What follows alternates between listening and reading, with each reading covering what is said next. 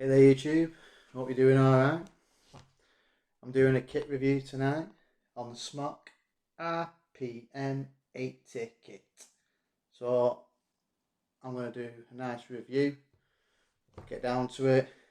I'm going to tell you about the device, give it a vape and take it from there. So what we're going to do now is we're going to show you the device. Okay then, down to the device. I'm going to do the unboxing.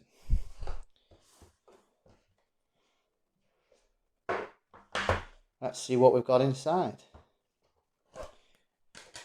You've got the device, you have a spare pod and a micro USB charger. I don't know why they're not using the Type-C charger, but it's micro USB. So you take that out of that. Your other pod, your charger, and some silica gel to stop it from getting damp. Underneath, you've got your verification note, something else to stop it from getting damp, and your handbook there, how to use the device. It tells you all your information in there. Right then, so let's get down to the device. It's 5 clicks on and 5 clicks off, so it's on at the moment. Now it's saying powering off. To power it up, click it 5 times. Smok. Real game changer. The device is only a wattage device. There's nothing else. There's no temperature control or anything else. It's just wattage. You can actually change the colour of the screen by pressing the power up and the fire button at the same time. So I've cleared my puff counter, but you can change the colour by pressing what it's supposed to. Just a minute. There you go, it's changed to green now. So it's the power and then the fire to change the colour at the same time. Now it's blue. There's all different colours you can change it to. Now it's purple. Right, so that's your micro USB charger there. It's got a built-in 3000 milliamp battery. I like it that it charges on the side and not at the bottom. There's nothing worse than trying to charge your device when it's at the bottom because you can't stand it up. So that's good. Now I'm getting onto the pod now. Really easy to remove. Just like that. So it's got magnets. So it's magnetic. Really good. Really clean inside. I have been using the device. So I'm going to tell you about the coil. Now the pod what's on is a RPM pod. And it takes the smaller coils. So the RPM coils is a 0.4 ohm and it's best at 25 watts. It's easy, it's just a plug in and play coil. You can just push it straight, you should be able to push the coil straight in. Like that.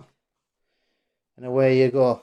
It's really easy to connect the coil and then it just goes on top, just like so. The other pod you get with the device, slightly different. It's the RGC pod. Also, it has extra airflow. The reason why it's got extra airflow is it's a lot more powerful coil. Now this coil goes from anywhere from 40 to 80 watts, and it's a 0.17 ohm coil. I mean, look at the size of the coil on that. That is it's pretty big. So same with this one, it's plug and play and it connects onto the top of the device as so. So that's mainly all the features that I can actually give you. So I've talked you through the display, the charge and the pod. Now the pod is only a 2ml capacity fill. So, you know, that's all the liquid that you can put in. Right, so I'll give you a demonstration of what the device is. It is so light, I mean, It is really, really light. It's really tidy in your pocket and it doesn't weigh hardly anything. It's great. Right, so we're going to fill her up with juice. And I'm going to check out both of the pods and tell you if there's any difference at all in them. Okay, so now I'm going to give it a vape and see what the difference is. Okay, so I'm going to fill the RPM pod up now with liquid. I did forget to mention, to fill it up, there is a little cap at the top up there. So you can, it's top fill, it's just a little rubber seal. It's really easy, just pull it back, tip your juice in and pull it down. Another thing I didn't mention is if you press the up and down at the same time, it will lock the wattage so it won't change. I will show you that though. So if I do that there, it will lock the wattage there, so that can't change. Right, I'm going to fill her up with juice and then we're going to give her a vape. I'm going to vape at 20 watts to start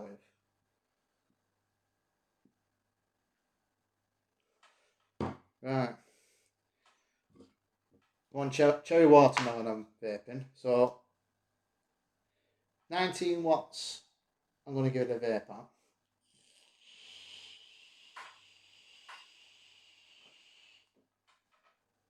I mean, look at the cloud off that for 19 watts.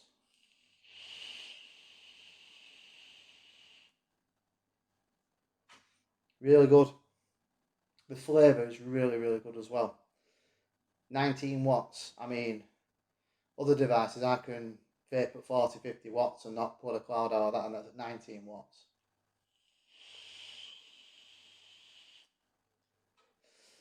Now this coil is recommended at 25. So I'm going to press the up and down buttons and I'm going to change it to 25 watts because this coil is best at 25 watts. So I'm going to give it a vape at 25 watts.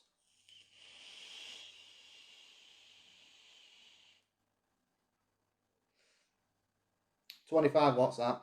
Brilliant. I've used both of these pods for a day. When it's fully charged on this pod here, the battery life has lasted me 7 hours. Now that's a pretty long time, so if you're going to work or anything like that, it should last you all day. It's micro USB charger. If you're in an office or anything like that and you can plug it in at work or you're driving to work and you've got an in-car charger, it's always handy, but that should get you 7 hours off that pod. Now I'm going to change the pod over now. Just, it's really strong, these magnets. It's not hard, honestly, it's really hard to try and get that off. Right, I'm going to fill this one up now with juice, watermelon.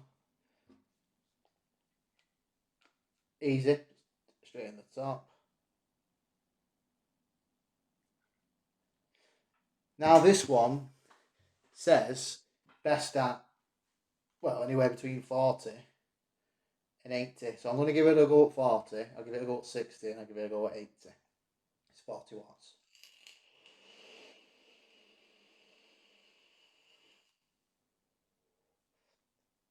Really, really good. More flavour from this coil, it's a bigger coil. I thought it'd be really hot, but it's not hot because I've got that extra airflow at the bottom of the pod. So it's not a hot vape.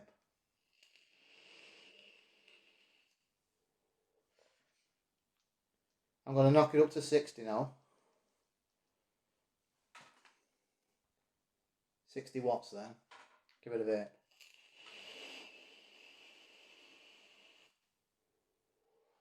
It's still not hot at all.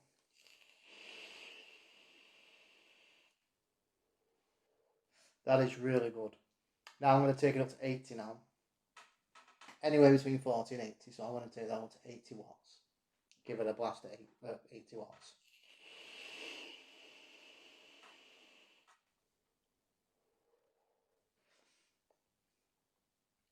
Still not hot.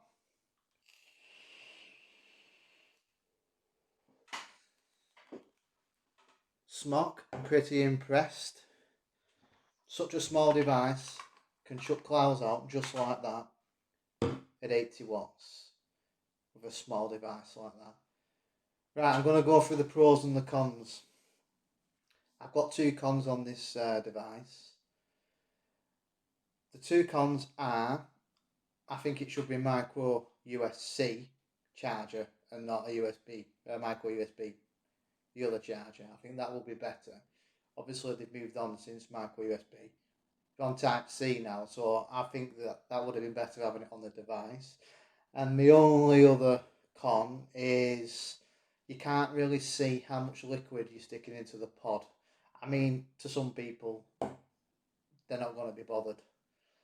Some people it might be, but that's personally like up to you. It doesn't bother me, but it's a bit frosted, the pod, and you can't see how much liquid. Even if you've got a cold liquid, it's hard to tell how much liquid you've got in. Not had any leakages. Works really well. The pros is it's light, it's small, it's compact, it's easy to fill. I can't find any faults at all in the device.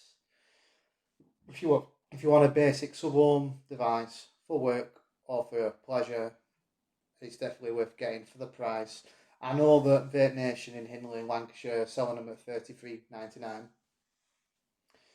So I do strongly recommend getting one. Worth the money. The power that it knocks out for such a small device is really good.